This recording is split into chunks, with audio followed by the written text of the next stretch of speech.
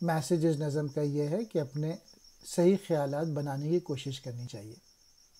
پختہ افکار کہاں ڈھونڈنے جائے کوئی، اس زمانے کی ہوا رکھتی ہے ہر چیز کو خام۔ مدرسہ عقل کو آزاد تو کرتا ہے مگر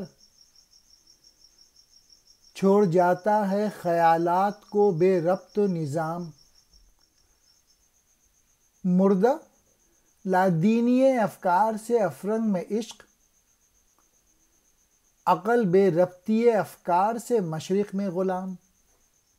علامہ اقبال کہہ رہے ہیں کہ پکے اور صحیح خیالات ہم ڈھونڈنے کہاں جائیں، یعنی وہ ہمیں نہیں مل پا رہے ہیں، اور اس کی وجہ یہ ہے کہ یہ جو آج کل کا زمانہ ہے اس کی ہوا کچھ ایسی ہے جس نے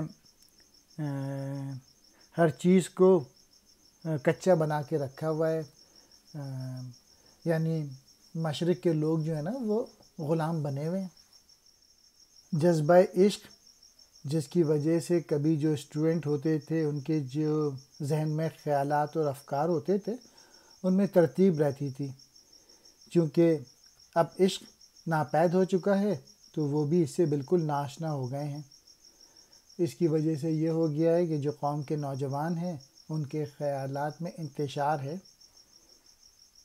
آج کے جو کالجز ہیں، یونیورسٹیز ہیں، اس سے عقل کو آزادی تو مل جاتی ہے لیکن نوجوانوں کے جو خیالات ہیں ان میں کوئی ربط نہیں ملتا۔ اور آخری شعر میں علامہ اقبال کہہ رہے ہیں کہ جو مشرق کی حالت ہے، یعنی پاکستان جیسی جگہوں پہ یہاں عقل تو بہت موجود ہے لیکن خیالات میں ربط موجود نہیں ہے، لہٰذا عقل بھی غلام بن کے رہ گئی ہے۔